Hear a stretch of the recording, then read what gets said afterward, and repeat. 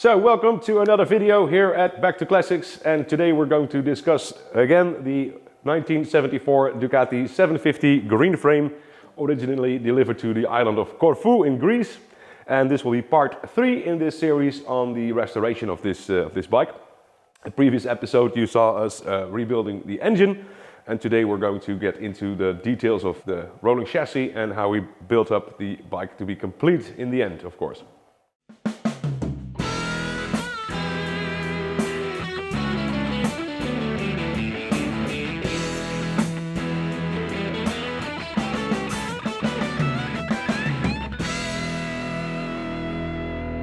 So if you like this video, be sure to like and subscribe to our channel so you'll be notified when we have new videos online, and you are kept up to date the best way possible. So going further with the Corfu Greenframe.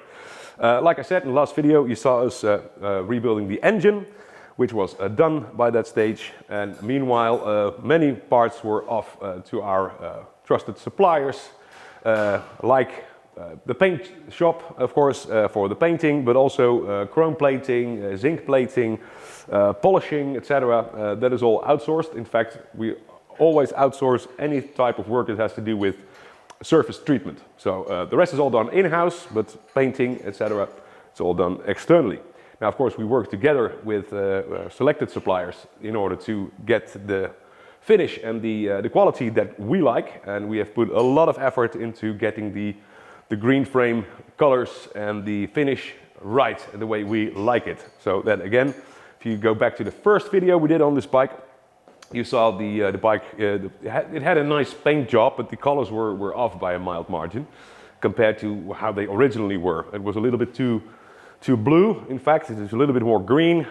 This original color that we got years ago when we were able to purchase a new old stock frame, still wrapped in its brown paper, so it had been protected from UV radiation as well, and we went a long way into getting that color right. So we are absolutely sure that the color that we use on our restorations is 100% correct. It's a very difficult color to match, actually, that specific green. So now, obviously, the frame has been painted that way, but also the rest of the bodywork. I can show you the original fuel tank here, in silver, obviously, with the green stripe, and beautiful finish. So that is the complete bike now done. Now we went a little further already, put the engine and the frame together, as you can see here. Not much to see there, of course, but we also fitted the swing arm and make sure that the side play in that is shimmed out, so there's no play in there anymore.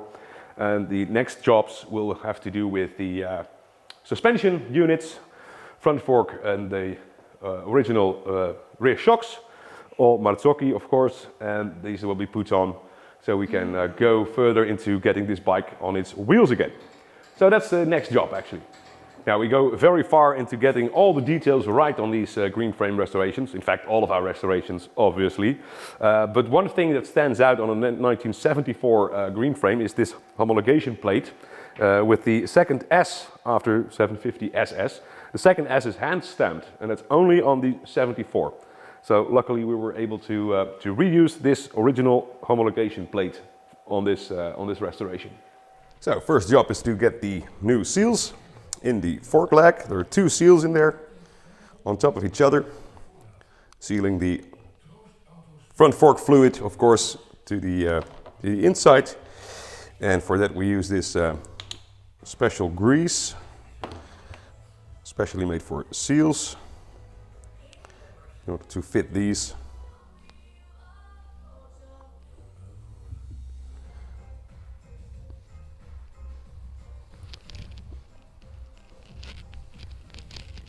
Now they should be just pushed down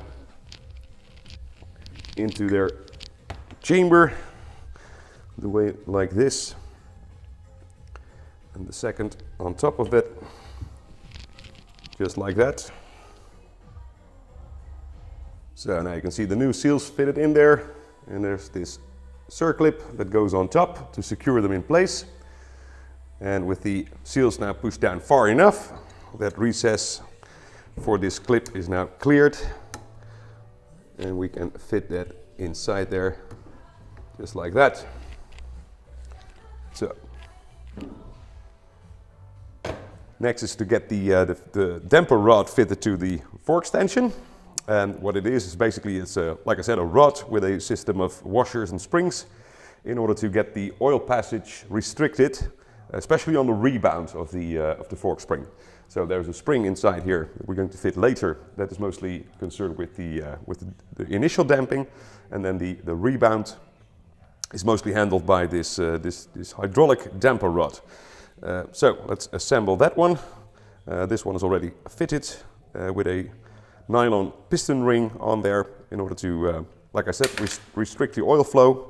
And then this washer goes over there, this spring, then this other washer, and a series of bushes, like so. And that whole system goes inside the fork tube, as you can see here. And you need to make sure that the bottom bush is all the way down in order to fit this circlip in place. And that needs to be in place. So that's a check, double check situation. Making sure that that is inside that clip here. You hear it clicking. So that is like it should be. Okay, so now we can move on with this bottom threaded bush in order to fit the lower fork leg over the fork tube.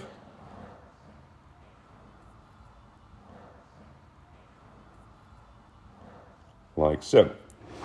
So now we have to get the screw tightened, and in order for that to happen, we have to make sure that it doesn't run with the inner rod. We have to grab it on the inside, and for that we have made a special tool.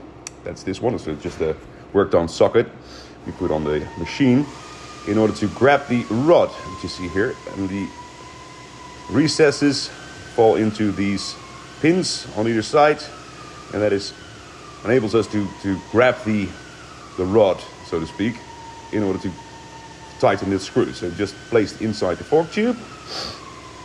Now we can tighten it properly, making sure the screw is tightened, also the oil is sealed inside. You can see, yeah, there it grabs.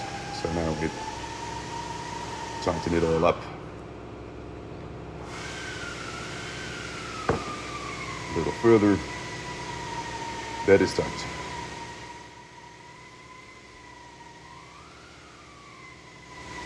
Like so. Okay.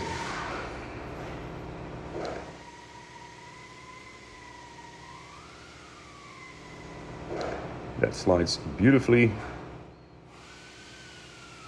Next job is to get the fork oil inside the fork leg. We always use this 20W Motul heavy fork oil. Best suited for these old fork legs, front forks. You have to be careful with modern fork oil, which is normally way too thin, not as heavy enough. But this is a good fork oil for these vintage front forks. And we need about 210 cc's per fork leg. So let's measure that up. And we can just pour it in, making sure that, of course, all the drain screws and the bottom screw is all tightened up. Otherwise, it just spill it on the floor, of course. Like that. Just let it drain out.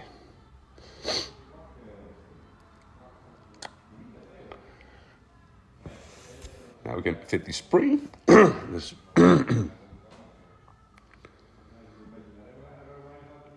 and this tube that goes over the spring. And then there's this small bush that increases the preload on the spring. You see it stays on top of it protrudes out of the fork tube still, but once we fit this top nut, it will compress it down.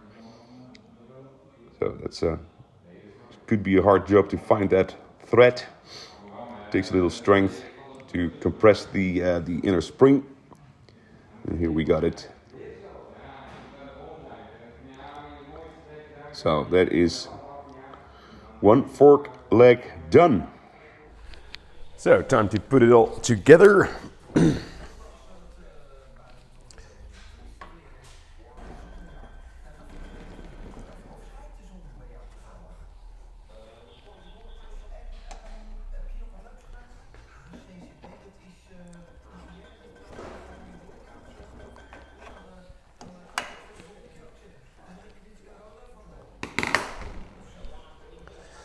There we go. Now let's put the axle in to make sure the height is even. And then we can move on to tightening the screws on the triple clamps. There we go. Yeah. Top one as well. So that's a done front fork. Axle is in place, oil is in place. You see the beautifully painted wrinkle finish on there, just the way it was from the factory when it was new. And these double clips, specially made for the 74. It's only was used on that model year. So very happy with the end result for this front fork.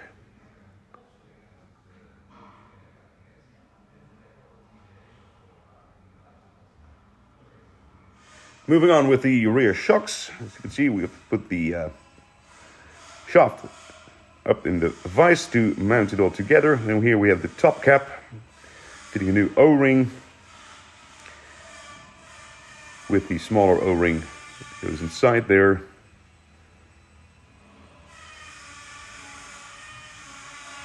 Like so.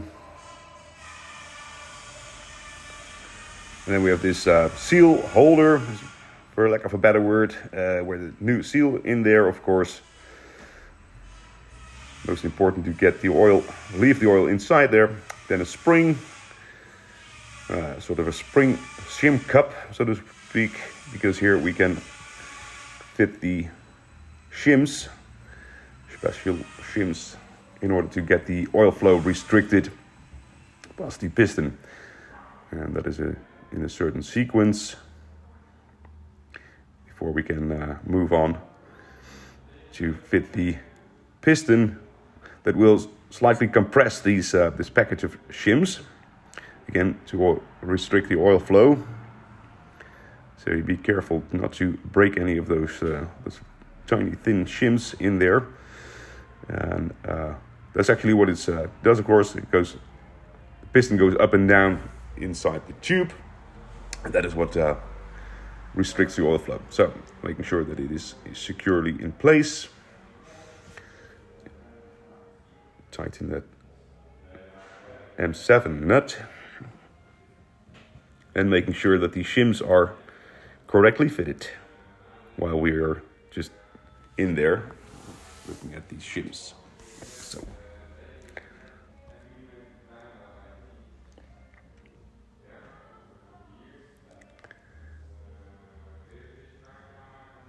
So now we have this part done, and we can move on with the oil.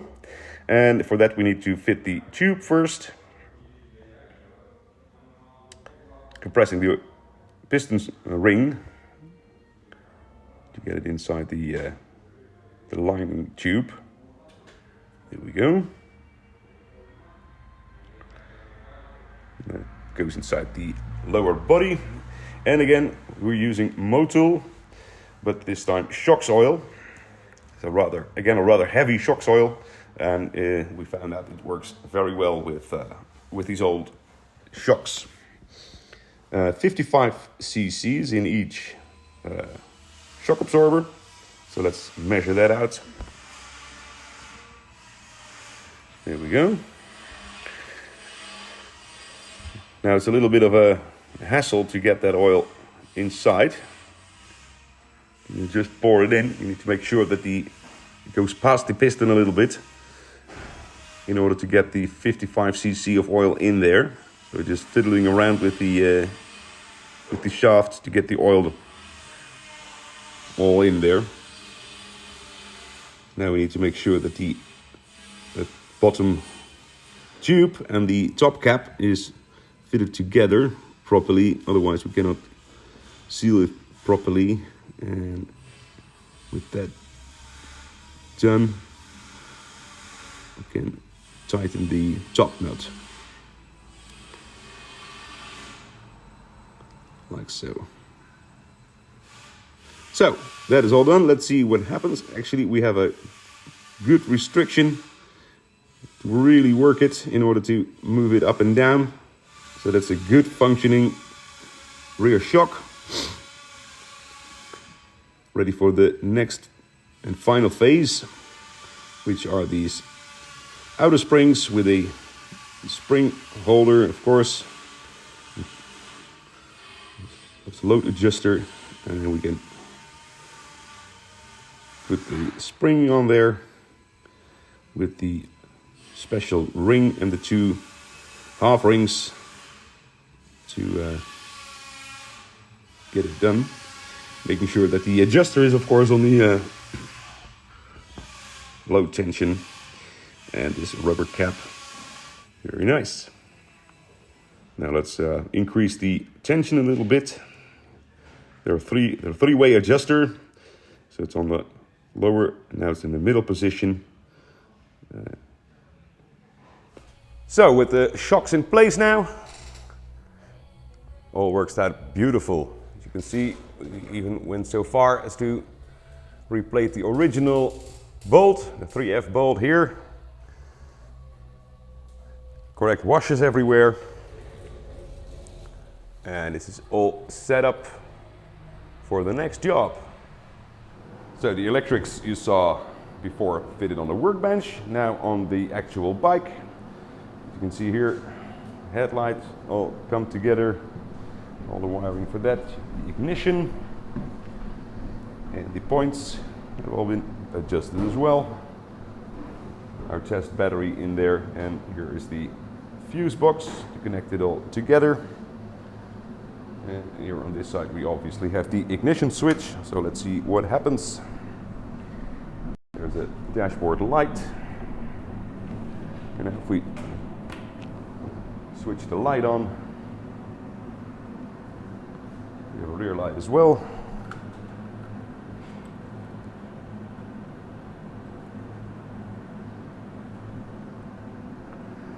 And then we have this switch here to switch the high and low beam. So some minor things to address, like the horn, but then we're good to go. Next big thing are the wheels. You see here, these have all been newly assembled, aligned, new tires fitted, balanced, everything. These are the original Borani wheels, so specific for the 1974 green frames, together with a set of gray painted Alpina spokes, all original, and a set of brand new Metzeler tires. Metzeler because that was the factory choice back in 1974, because that was the only manufacturer that had a tire available that was suitable for a top speed over 210 kilometers an hour. Now normally Ducati would have fitted Pirelli or Dunlop or something, but in 74 it was Metzeler, and that is why we like to fit these. They're not the exact same profile, but they're very, very close to what was used in 74. So these are now to be final assembled. The discs, etc., needs to go on, and then they can go on the bike.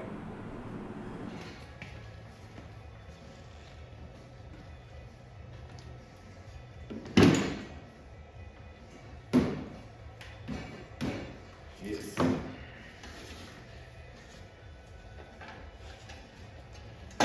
En dan wil ik je helpen, want het draait nou over een standaard heen.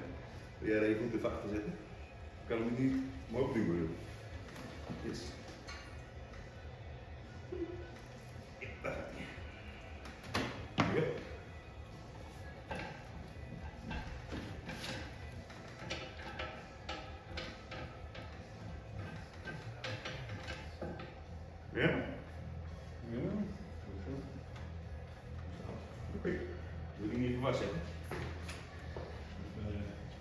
So as you can see, we are nearing completion with this green frame restoration.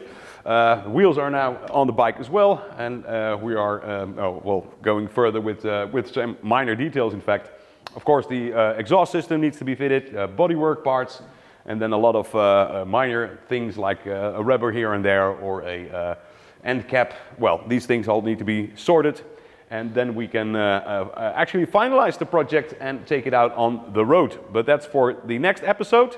We thank you very much for watching. Toodledokie, and see you next time.